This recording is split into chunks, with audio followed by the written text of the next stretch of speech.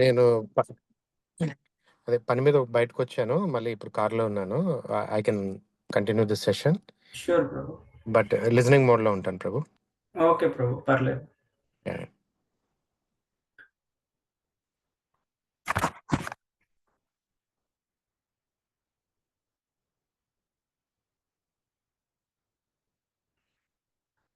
Okay. మనము భగవద్గీత మొదటి అధ్యాయము 35వ శ్లోక వరకు ఆల్రెడీ మనము చర్చించుకున్నాము.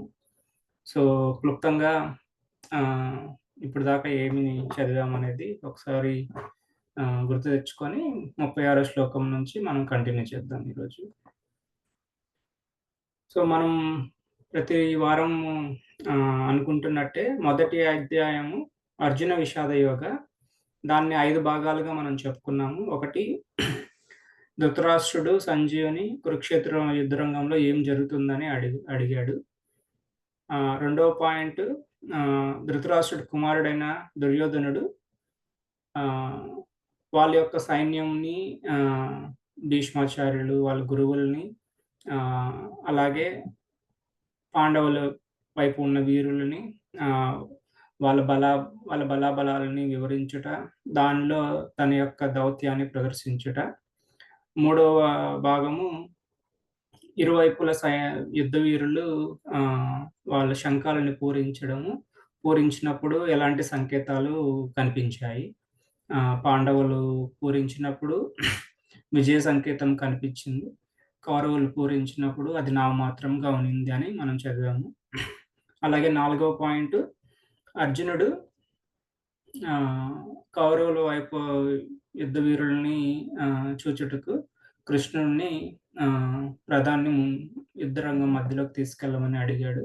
అడిగి ముందుకెళ్ళి చూసినప్పుడు వాళ్ళ బంధువులని, వాళ్ళ తాతని, వాళ్ళ కొడుకు సోదరులని, కొడుకు సమానులైన వాళ్ళని అందరిని చూసినప్పుడు తనకి కరుణ అనేది మనసులో పొంగింది. లాస్ట్ సెక్షన్ యుద్ధం నేను చేయలేను కృష్ణ అని ఏమేమి కారణాలు అర్జునుడు కృష్ణుడితో చెప్పాడు. అవి చర్చించుకుంటున్నాము. దాంట్లో 2 కారణాలు మనం ఆల్రెడీ చదివాము. ఒకటి అమితమైన కరుణ. అమితమైన కరుణ వల్ల తన క్షత్రియుడు అని మర్చిపోయి నేను యుద్ధం చేయను అని అంటున్నాడన్నమాట అర్జునుడు. తన స్వధర్మాన్ని పాటించకుండా తన నిత్య ధర్మము, స్వధర్మము రెండిటిని మర్చిపోయి నేను యుద్ధం చేయలేను అని బంధువుల మీద ప్రేమతో అలా పలికాడన్నమాట. రెండవ కారణము మనం మొత్తం 4 కారణాలు. రెండవ కారణం కూడా మనం లాస్ట్ వీక్ చర్చించుకున్నాము. యుద్ధం చేయడం వల్ల తనకి ఆనందం అనేది కనిపించడం లేదు. విజయాన్ని తను ఆనందించలేను అని చెప్పి ముందుగానే తీర్మానించుకుంటున్నాడు. నా బంధువుల్ని, నా కుటుంబ సభ్యుల్ని నేను చంపితే నాకెటువంటి ఆనందం రాదు. వాళ్ళని చంపి నాకు వచ్చే రాజ్యం వల్ల నాకు ఎటువంటి తృప్తి ఉండదు అని రెండవ కారణం చెప్పాడు. ఈరోజు కుదిరితే మూడో కారణం, నాలుగో కారణం కూడా మనం చర్చించుకుంటే మోస్ట్‌లీ నెక్స్ట్ వీక్‌తో మనము మొదటి అధ్యాయం పూర్తి చేయొచ్చు. So, let me share my screen. So, shloka 36 నుంచి మనం కంటిన్యూ చేద్దాం. ఎవరన్నా ముందుకొచ్చి శ్లోక చదవాలంటే చదవచ్చు. హరే కృష్ణ. హరే కృష్ణ ప్రభు. హరే కృష్ణ.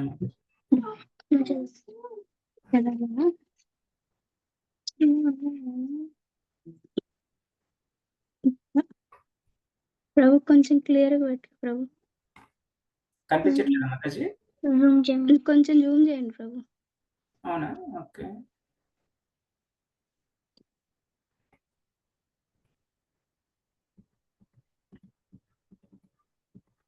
ఇప్పుడు కనిపిస్తుందా Mataji? yes Prabhu. Hare Krishna Prabhu. Hare Krishna.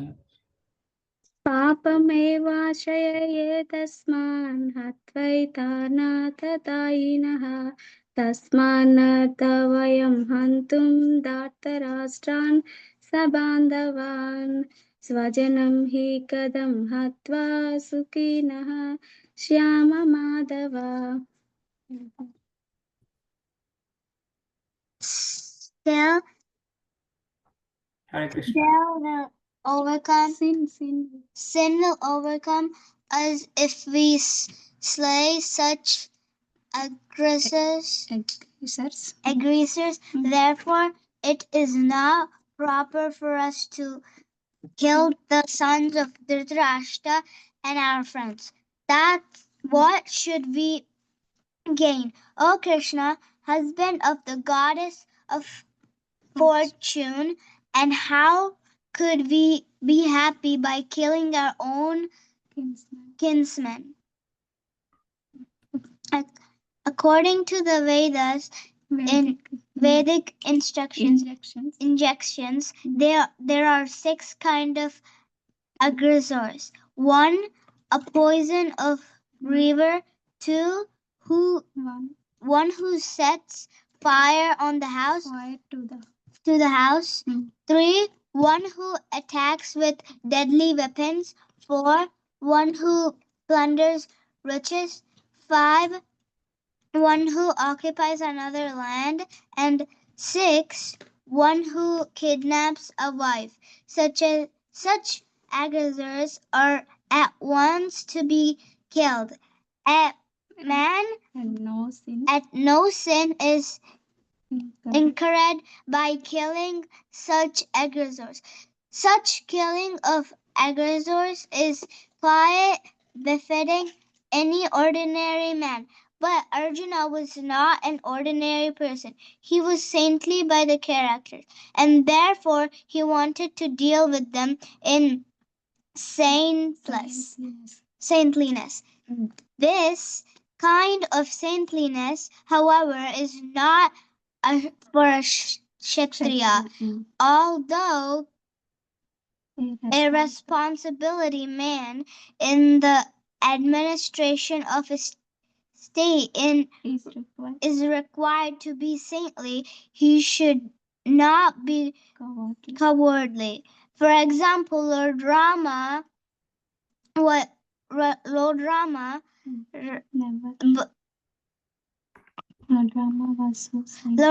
was so saintly that people even now are anxious to live in the kingdom of Lord Rama. But Lord Rama never showed any cowardice. Ravan was an aggressor against Rama because Ravan kidnapped Rama's wife, Sita. But Lord Rama gave him sufficient lesson of unparalleled in the history of the world. In Arjuna's case, however, one should consider the special type of aggressors, namely his own grandfathers, own teachers, friends, sons, grandsons, etc. Because of them, Arjuna thought that he should not take the safe steps necessary against ordinary aggressors. Besides that, saintly persons are advised to forgive. Such injunctions for such saintly person are more important than any political emergency. Arjuna considered that rather than killing his own kinsmen for political reasons, it would be better to forgive. It is also significant in this connection. He wanted to point out Krishna that as the husband of the goddess of fortune, he should not include Arjuna to take up a matter which would ultimately bring about misfortune. Krishna, however, never brings misfortune to anyone. anybody to say nothing of his devotees. Hare Krishna. Mataji, పెద్ద పర్పట్స్ పిల్లలకి కష్టమైతే కాసేపు చదివాక మీరు చదవచ్చు. ఓకేనా? Yeah, Prabhu. Yeah Mataji. So ఈ శ్లోకంలో రీజన్స్ ఇచ్చారనమాట. ఎలాంటి వాళ్ళని మనము అగ్రెసర్స్ అంటే లైక్ పాపం చేసిన వాళ్ళని అర్థం వస్తుంది. 6 kinds of aggressors according to వేదాల ప్రకారము poison giver, one who sets fire to the house, one who attacks with deadly weapons, one who plunders riches. So ఈ 6 రకాల వాళ్ళని చంపడానికి మనము ఎక్కువ వెనకాడాల్సిన అవసరం లేదు అనేది చెప్తున్నారు. అంటే మామూలు ప్రజలు అలా వెనకాడాల్సిన అవసరం లేదు. కానీ ఇక్కడ అర్జునుడు ఆర్డినరీ పర్సన్ కాదు కాబట్టి, తన క్యారెక్టర్ నిత్య సన్యాసి కాబట్టి, so he is thinking like A saintly person. ఆ సెయింట్లీనెస్ క్వాలిటీని ఇక్కడ చెప్తున్నారు. అయినా కూడా అది క్షత్రియ ధర్మం కాదు. తను క్షత్రియుడు కాబట్టి తన స్వధర్మము యుద్ధము చేయాల్సిందే. కానీ తను చేయకూడదు అని వేరే కారణాలు, ఇది 3వ కారణం చెప్తున్నాడు. ఇక్కడ మెయిన్ ఏంటంటే పాపము గురించి ఎక్కువ చెప్తున్నారు. అంటే పాపం చేస్తానేమో, యుద్ధం చేస్తే వాళ్ళని చంపడం వల్ల నాకు పాపం అంటుతుంది అనే కారణం అన్నమాట ఇది. సో ఇక్కడ రావణ ఎగ్జాంపుల్ ఇచ్చారు. సో ఎందుకంటే ఇక్కడ 6వ పాయింట్లో one who kidnaps A wife ఉంది కదా. సో దాని రెఫరెన్స్గా శ్రీల ప్రభుపాదుల వారు మన రామాయణంలోని రామ, సీత, రావణ ఎగ్జాంపుల్ ఇక్కడ తీసుకొచ్చారు మనకి. సో అలాంటివి అది మన వాళ్ళైనా కూడా, మన సొంత వాళ్ళైనా కూడా అలా ఆరు పాపాలు, 6 తప్పులు చేస్తే మనం వాళ్ళని చంపడానికి వెనకాడకూడదు, లేదా వాళ్ళని శిక్షించడానికి వెనకాడకూడదు అనే అర్థము మనం ఇక్కడ తీసుకోవచ్చు. ఇంకొకటి పాయింట్, ప్రభుపాదుల వారు అర్జునుడు కృష్ణుడిని ఏమని సంబోధించాడు ఇక్కడ, O husband of the goddesses of fortune అని. అంటే కృష్ణుడిని ఇక్కడ husband of gods of fortune అని సంబోధించాడు. ఎందుకంటే నాకు మిస్ఫార్చ్యూన్ చెయ్యొద్దు, నేను చేసే చర్య నాకు పాపాన్ని తీసుకొచ్చి నా మిగిలిన జీవితము మిస్ఫార్చ్యూన్ నాశనం చేయొద్దు అని ఇండైరెక్ట్గా ఇండికేట్ చేస్తున్నాడు. సో దేవాది దేవుడైన కృష్ణుడు, నువ్వు గాడెసెస్ ఆఫ్ ఫార్చ్యూన్కి భర్తవి అని సంబోధించాడు అనమాట. ఆ రెఫరెన్స్ కూడా ఇక్కడ మనకి శ్రీల ప్రభుపాదులు చెప్పారు. So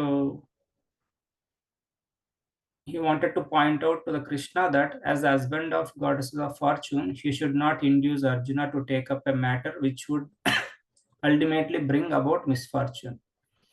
However, we know that Krishna, not only to his devotees, ఎవరికి ఎటువంటి మిస్ఫార్చ్యూన్ని కృష్ణ ఎప్పుడు కలగ చేయడు, ఇంకా డివోటీస్కి అయితే అసలుకే చేయడు అని శ్రీల ప్రభుపాదుల వారు ఇక్కడ కన్ఫర్మ్ చేశారు మనకి. So will continue with text 37-38. Hare Krishna. Hare Krishna.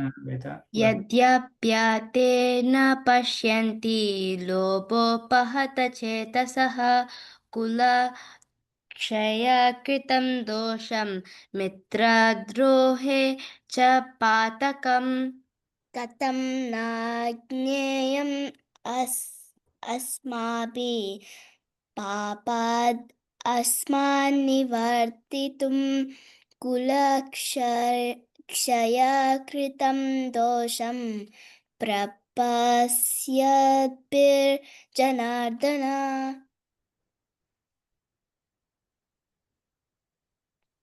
O Janardana, although these men, Their hearts, overtaken by greed, see no fault in killing one's family or quarreling with friends. Why should we, who can see the crime in destroying a family, engage in these acts of sin? A Kshatriya is not supposed to refuse to battle or gamble when he is so invited by some rival party. Under such an obligation, Arjuna could not refuse to fight because he had been challenged by the party of Duryodhana. In this connection, Arjuna considered that the other party might be blind to the effects of such a challenge. Arjuna, however, could see the evil consequences and could not accept the challenge. Obligation is actually binding when the effect is good, but when the effect is otherwise, then no one can be bound. Considering all these pros and cons, Arjuna decided not to fight. Hare Krishna. Hare Krishna. So ఈ శ్లోకంలో మనకి మళ్ళీ క్షత్రియ ధర్మం గురించి చెప్తూ వాళ్ళంటే greed, ఆశ, అత్యాశకి వెళ్తున్నారు. వాళ్ళకి రాజ్యమే కావాలా, కుటుంబం ఎలా అయిపోయినా పర్లేదు, వాళ్ళ స్నేహితులు, బంధువులు ఎలా అయిపోయినా పర్వాలేదు, ఎంతటి పాపమైనా వాళ్ళకి మూట కట్టుకున్నా కూడా పర్వాలేదు, వాళ్ళకి రాజ్యమే కావాలా అనే దీనిలో కౌరవులు ఉన్నారు. కానీ మనం ఎందుకు అలా ఉండాలి అని అర్జునుడు కృష్ణుడితో అంటున్నాడు. సో దానికి మళ్ళీ తన రీజనింగ్ కూడా చెప్తున్నాడు. ఏంటి అంటే, ఇప్పుడు క్షత్రియ రాజు అనే అతను యుద్ధానికి పిలిచిన లేదా గ్యాంబ్లింగ్, జూదానికి ఆడడానికి పిలిచినప్పుడు తప్పకుండా అటెండ్ అవ్వాల్సిందే అన్నమాట. సో కానీ ఇక్కడ మంచి జరుగుతుంది అంటే అటెండ్ అవ్వాలా లేదా దాన్ని చేయాలా ఆ పనిని? మంచి జరగనప్పుడు అలాంటి పనిని మనం ఎందుకు చేయాలా అని అర్జునుడు తన సొంత మైండ్‌తో ఆలోచించి తన రీజన్స్ తను చెప్తున్నాడనమాట. సో ఇది ఇంకా పాపము గురించే, యాక్ట్స్ ఆఫ్ సిన్ గురించే చెప్తున్నాడు. సో ఇక్కడితో 3వ కారణం పూర్తవుతుంది. సో 39వ శ్లోకం నుంచి 2, 3 శ్లోకాల్లో 4వ కారణం చెప్పడం మొదలుపెడతాడు అర్జునుడు. Will continue with that. Text 39. Hare Krishna Prabhuji. Hare Okay. Krishna. Please go. Text 39. Kula kshaya pranashyanti kula dharma sanatanaha dharme naste kulam krishnam adharmo bhivavati yuta. Translation. With the destruction of the dynasty, the eternal family tradition is vanquished, and thus the rest of the family becomes involved in irreligion.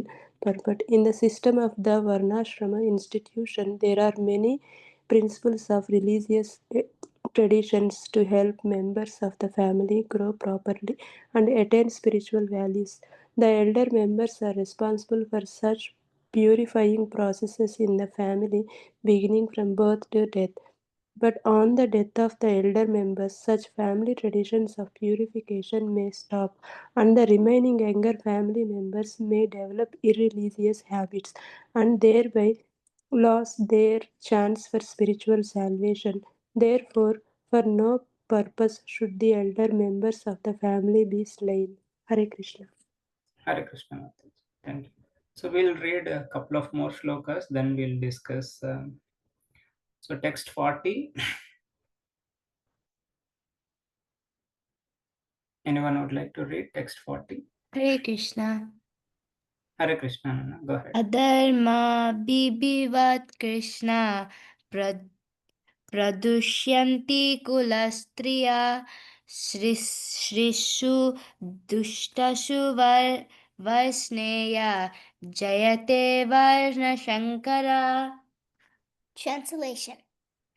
An irreligion is prominent in the family. O Krishna, the women of the family become polluted, and from the degradation of womanhood, O descendant of Vrishni, comes unwanted progeny. Purport. Good population in human society is the basic principle for peace, prosperity, and spiritual progress in life. The Varnashrama religions principles were so designed that the good population would prevail in society for the general spiritual progress of state and community. Such population depends on the chastity. Such population depends on the chastity and faithfulness of its womanhood, as children are very prone to be misled. Women are similarly very prone to degradation. Therefore, both children and women require protection by the elder members of the family. By being engaged in various religious practices, women will not be misled into adultery. According to the Chanakya Pandita, women are generally not very intelligent and therefore not trustworthy. So, the different family traditions of religion activities should always engage them, and thus their chastity and devotion will give birth to a good population eligible for participating in the Varnashrama system. On the failure of such a Varnashrama dharma, naturally the women become free to act and mix with men, and thus all adultery, it's indulge in the risk of unwanted population. Irresponsible men also provoke adultery in society, and thus unwanted children flood the human race at the risk of war and pestilence. Hare Krishna. Hare Krishna. Thank you, Papa. Text 41. Hare Krishna, my pranams to you. Hare Krishna, my pranams to you. Please go ahead. Text 41.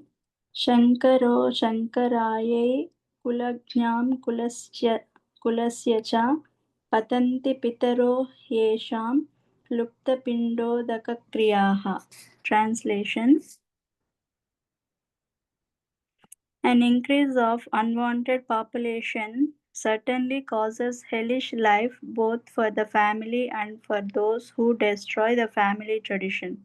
The ancestors of such corrupt families fall down because the performances for offering them food and water are entirely stopped. Purport. According to the rules and regulations of rotative activities, there is a need to offer periodically food and water to the forefathers of the family. This offering is performed by worship of Vishnu because eating the remnants of food offered to Vishnu can deliver one from all kinds of sinful reactions. Sometimes the forefathers may be suffering from various types of sinful reactions, and sometimes some of them cannot even acquire a gross material body and are forced to remain in subtle bodies as ghosts. Thus, when remnants of prasadam food are offered to forefathers by descendants, the forefathers are released from ghostly or other kinds of miserable life. Such help rendered to forefathers is a family tradition, and those who are not in devotional life are required to perform such rituals. One who is engaged in the devotional life is not required to perform such actions. Simply by performing devotional service, one can deliver hundreds and thousands of forefathers from all kinds of misery.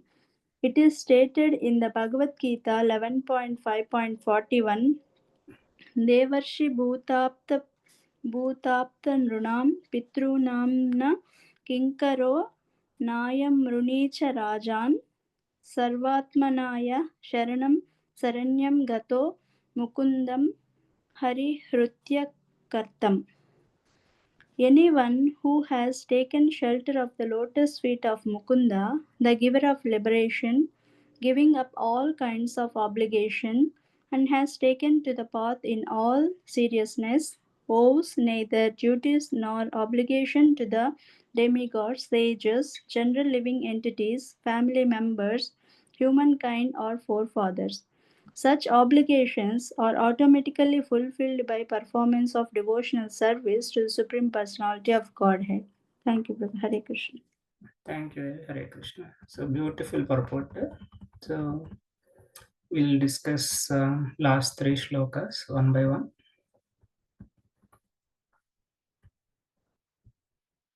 Okay, so we started with 40.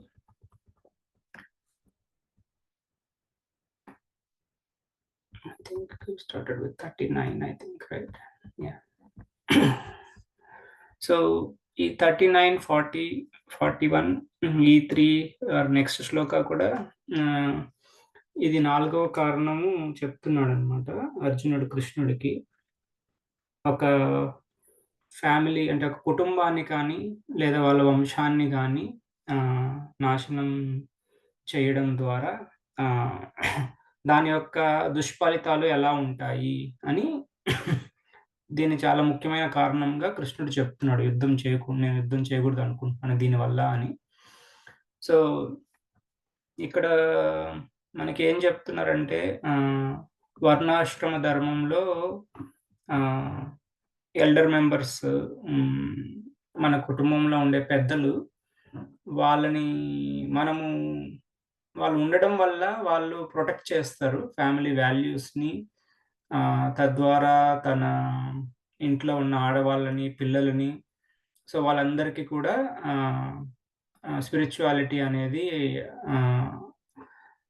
అలవాటు అవుతుంది. So పెద్దవాళ్ళు లేకపోతే ఆడవాళ్ళకి కానీ పిల్లలకు కానీ రక్షణ అనేది ఉండదు.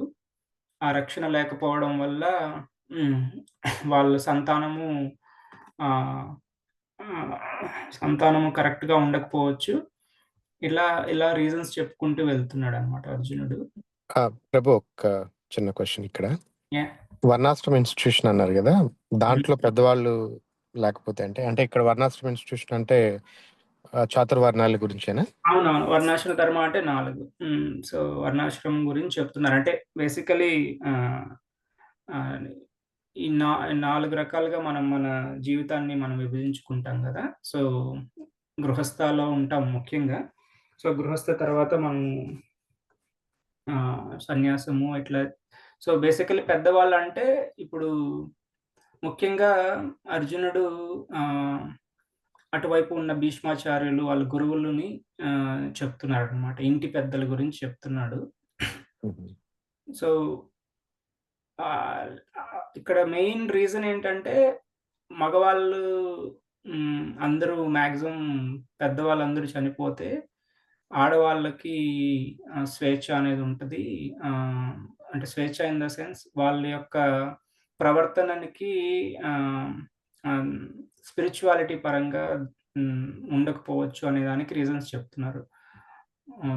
భర్తలు కోల్పోతే వాళ్ళు ఒక భర్తతోనే జీవనం సాగిస్తారు అనేది అప్పట్లో లేదనమాట. సో ఇక్కడ ఇంగ్లీష్లో అంత కరెక్ట్గా మనకి అండర్స్టాండింగ్ వచ్చినట్లేదు, కానీ పొల్యూటెడ్ అనే పదం వాడారు కదా, డిగ్రేడేషన్ ఆఫ్ ఉమెన్హుడ్. సో ఒక ఇంటి ఇల్లాలు ఒకరికన్నా ఎక్కువ మందితో సంసారం చేయడం ఇలాంటివి జరుగుతాయి. మనము ఎక్కువ మందిని యుద్ధంలో చంపేయడం వల్ల మగవాళ్ళు తగ్గిపోతారు, ఓన్లీ ఆడవాళ్ళే మిగులుతారు. అలాంటప్పుడు వాళ్ళు ఒకరికన్నా ఎక్కువ మందితో అలా జరుగుతుంది. అలాంటప్పుడు అన్వాంటెడ్ ప్రోజనీ అనేది క్రియేట్ అవుతుంది అని చెప్తున్నారు ఇక్కడ. సో ఆ గుడ్ పాపులేషన్ అనేది తీసుకొస్తున్నారు పాయింట్. సో పెద్దవాళ్ళు ఉండడము, సొసైటీ కరెక్ట్గా నడుస్తున్నప్పుడు ప్రిన్సిపల్స్ మీద ఆ పీస్, ప్రాస్పరిటీ, దేవుడి మీద స్పిరిచువల్ ప్రోగ్రెస్, దేవుడికి హవిస్ అర్పించడము, హోమాలు, యజ్ఞాలు చేయడము, ఇవన్నీ మన సనాతన ధర్మంలో భాగం కాబట్టి వాటన్నిటికి కూడా అడ్డు మనమే పెడుతున్నట్టు యుద్ధం చేసి చాలా మందిని చంపడం ద్వారా అని అంటున్నాడు. సో ఇంకా అక్కడ చాణక్య పండితుల యొక్క రెఫరెన్స్ తీసుకొచ్చారు. ఇంకా లాస్ట్ 41వ శ్లోకంలో an increase of unwanted population certainly causes hellish life both for the family and for those who destroy the family tradition. The ancestors of such corrupt families fall down because of the performance of offering them food and water. So మన పెద్దవాళ్ళకి తాత ముత్తాతలకి మనము తర్పణం వదలడము ఇట్లా మన కర్మకాండ follow అవుతుంటాం కదా. So అవన్నీ కూడా పాటించకపోవచ్చు. అలా పాటించకపోవడం వల్ల వాళ్ళకి ముక్తి అనేది కలగదు అని ఫోర్ ఫాదర్స్ గురించి, యాన్సిస్టర్స్ గురించి కూడా వాళ్ళకి కూడా దీనివల్ల నష్టము. ఇప్పుడు నేను యుద్ధం చేసి పోరాడి అందరినీ చంపడం వల్ల ఇన్ని నష్టాలున్నాయి అని చెప్పుకొస్తున్నాడు అర్జునుడు కృష్ణుడికి. కానీ ఇక్కడ శ్రీల ప్రభుపాదులు వెరీ క్లియర్‌గా మనకి కన్ఫర్మ్ చేస్తున్నారు. ఇక్కడ భక్తి డివోషనల్ సర్వీస్ చేస్తున్న వాళ్ళకి కర్మకాండ అనేది అంటదనమాట. సో మనము ఒక కుటుంబంలో ఒక్కరు హరినామాన్ని ఆశ్రయించి గురువుల పట్ల శరణాగతి తీసుకొని వాళ్ళ హరినామాన్ని వాళ్ళు అదే సాధనగా చేసుకుంటే వాళ్ళ కుటుంబం, వాళ్ళ పూర్వీకులు, వాళ్ళ తర్వాత వాళ్ళకు కూడా ముక్తి అనేది ఆటోమేటిక్‌గా ప్రసాదించబడుతుందని మనకి శాస్త్రంలో ఉంది. సో అంత పవర్‌ఫుల్ హరినామం మనము ఆశ్రయం తీసుకుంటే ఈ కర్మకాండలో చేసే ప్రిన్సిపల్స్ అన్నీ కూడా ఇది స్టిల్ బాడీలీ రిలేషన్‌తోనే ఉంటుంది. సో మనం ఎన్ని జన్మలు ముందు తీసుకున్నా, లేదంటే మన తాత ముత్తాతలు అట్లా ఎన్ని తరాలు తీసుకున్నా కూడా still it is a bodily కనెక్షనే. బట్ హరినామ సంకీర్తన అని మనము ఆశ్రయం తీసుకున్నప్పుడు అది మనకి మన సోల్‌కి సంబంధించింది. సో మనం ఈ బాడీ వదిలేసాక ఆ వంశానికి సంబంధించి ఇంక మనం ఏమి కార్యం కూడా చేసేదానికి ఆపర్చునిటీ ఉండదు. అది ఇంక సంబంధం కూడా లేదు. బాడీని వదిలేస్తే ఏమన్నా మనం చేస్తుండే పాప పుణ్యాలను బట్టి మళ్ళీ అదే వంశంలో పుట్టడం అలా జరగచ్చు కొన్నిసార్లు. But there is a end to it. But మన మనస్సుకి సంబంధించి, మన ఆత్మకి సంబంధించి, మన పరమాత్మకి దగ్గరవ్వడానికి ఉన్న భక్తి మార్గాన్ని ఎంచుకున్నప్పుడు వీటన్నిటికి మనం భయపడాల్సిన అవసరం లేదు. అర్జునుడు యాక్చువల్‌గా అర్జున్‌ని అడ్డు పెట్టుకొని మనకిదంతా యుద్ధరంగంలో, కురుక్షేత్రంలో కృష్ణుడు, అర్జునుడి సంవాదంలో మనకివన్నీ తెలియజేస్తున్నారు గానీ, నిజంగా అర్జునుడైతే ప్యూర్ డివోటీ. సో శుద్ధ భక్తుడే. సో తనకివన్నీ యాక్చువల్‌గా వర్తించవు. బట్ ఇది కేవలము మనందరి మానవాళికి ఇవ్వడం కొరకు దీన్ని కృష్ణుడు అర్జునుడికి ఇలాంటి ఒక స్థానం ఇచ్చి మనకి చెప్తున్నాడనమాట. ఓకేనా ప్రభు? యెస్. ఓకే. ఈ పాయింట్ గురించి ఎవరికన్నా క్వెషన్ గాని you want to express anything? Yeah! Please go ahead.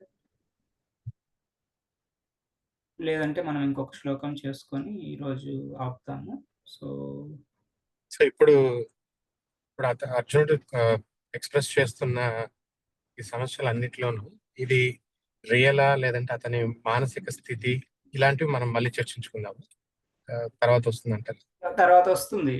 ఇప్పుడు అర్జునుడు ఎలా కారణాలు చెప్తున్నాడో కృష్ణుడు కారణాలు చెప్తాడు. నువ్వు యుద్ధం ఎందుకు చేయాలి అర్జున అని కృష్ణుడు కారణాలు చెప్తాడన్నమాట అర్జునుడికి. ఇప్పుడు అర్జునుడు కృష్ణుడికి చెప్తున్నాడు, యుద్ధం నేను చేయకూడదు అనుకుంటున్నాను. ఎందుకు చేయకూడదు అనుకుంటున్నాను కృష్ణ? ఇన్ని నష్టాలున్నాయి. మొదటిది తనకి బంధువుల పట్ల కరుణ. ఆ కరుణ వల్ల యుద్ధం చేయకూడదు అనుకుంటున్నాడు. రెండవది యుద్ధం చేసినా, నేను గెలిచినా దానిలో నాకు తృప్తి ఉండదు. ఎందుకంటే నా వాళ్ళందరూ ఎవరు ఉండరు. నేను ఎవరితో నేను గెలవడం వల్ల నాకు ఒరిగేది ఏంటి అని విజయం పట్ల అనాసక్తి అన్నమాట. మూడవ కారణము మనం ఇప్పుడే చర్చించుకున్నాం కదా. సో పాపం అంటుకుంటుందనే భయము. 4వది వంశము లేదా కుటుంబము నాశనం చేస్తే దాని యొక్క దుష్ఫలితాలు ఎలా ఉంటాయి సమాజంలో అని ఈ 4 కారణాలు చెప్తున్నాడు ముఖ్యంగా అర్జునుడు. ఈ 4 కారణాలు చెప్పి నేను యుద్ధం చేయకూడదనుకుంటున్నాను అని చెప్తాడు. సో, అక్కడితో మనకి యాక్చువల్‌గా ముగుస్తుంది మొదటి అధ్యాయము అర్జున విషాద యోగ. తర్వాత మనం 2వ అధ్యాయంలో కృష్ణుడు మొదలుపెడతాడు. అవునా అర్జున, ఇందుకు నువ్వు చేయకూడదనుకుంటున్నావా? కానీ నువ్వు ఇందుకు చెయ్యాలా? ఇందుకు నువ్వు యుద్ధం చేయాలా? ఇందుకు యుద్ధం చేయాలని తను ఒక లిస్ట్ ఇస్తాడనమాట. సో, అది మనం 2వ అధ్యాయంలో తెలుసుకుందాం. So,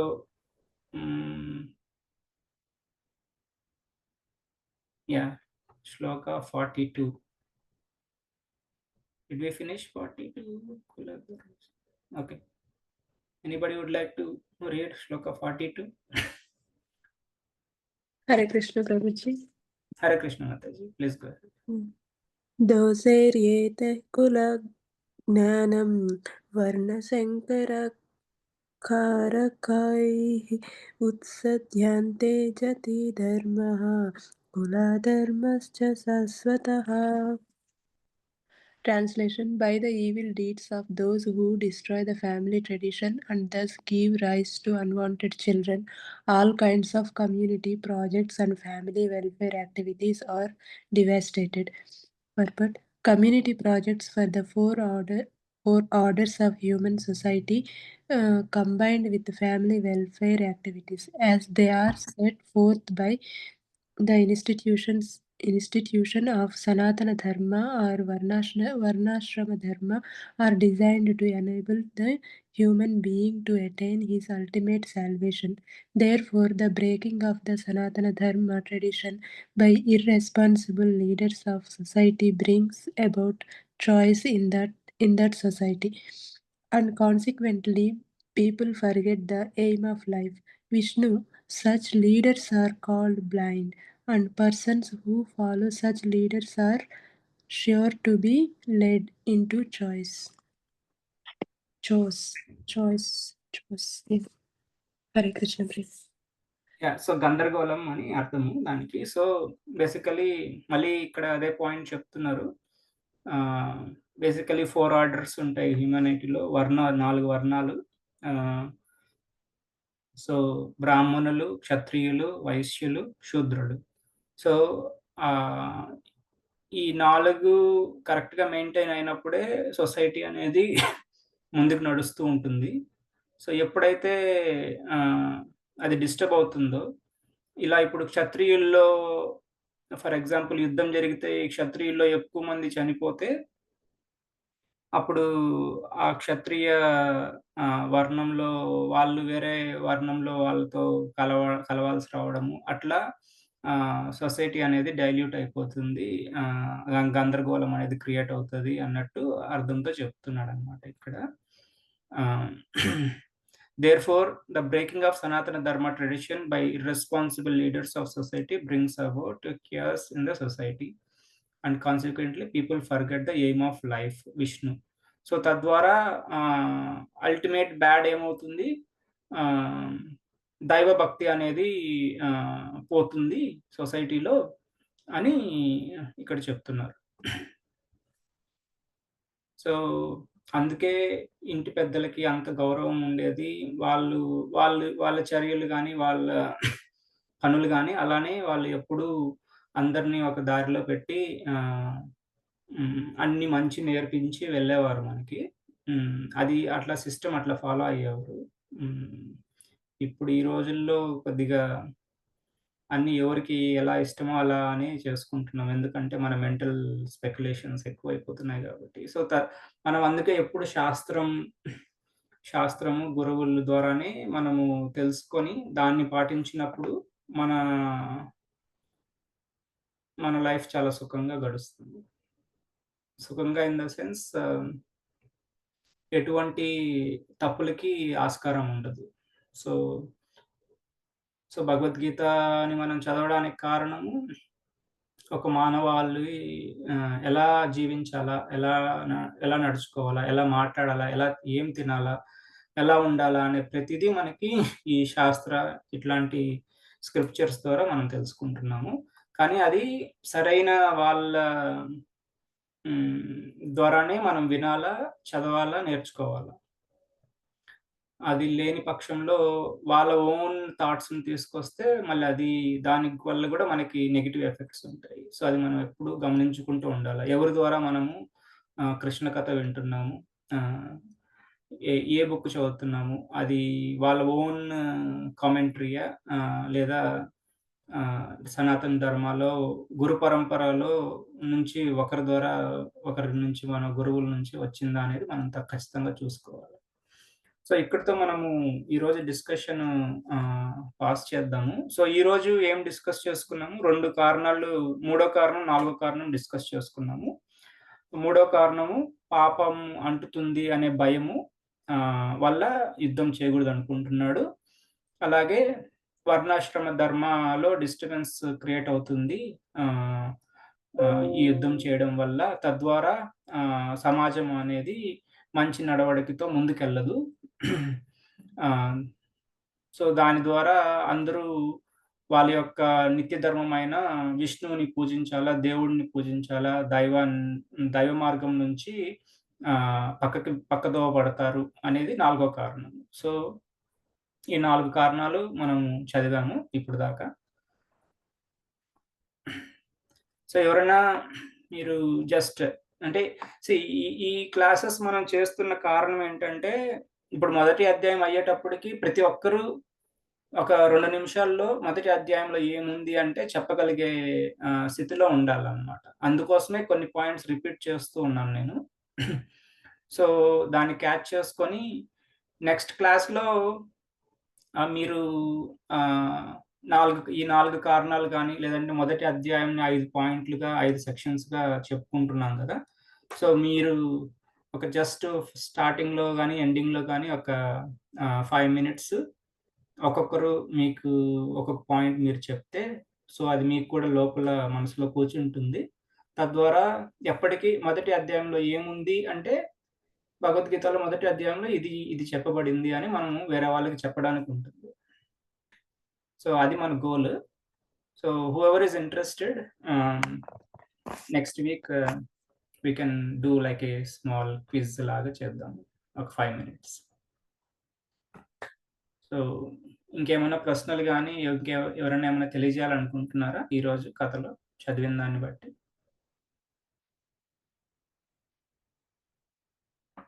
okay. సో,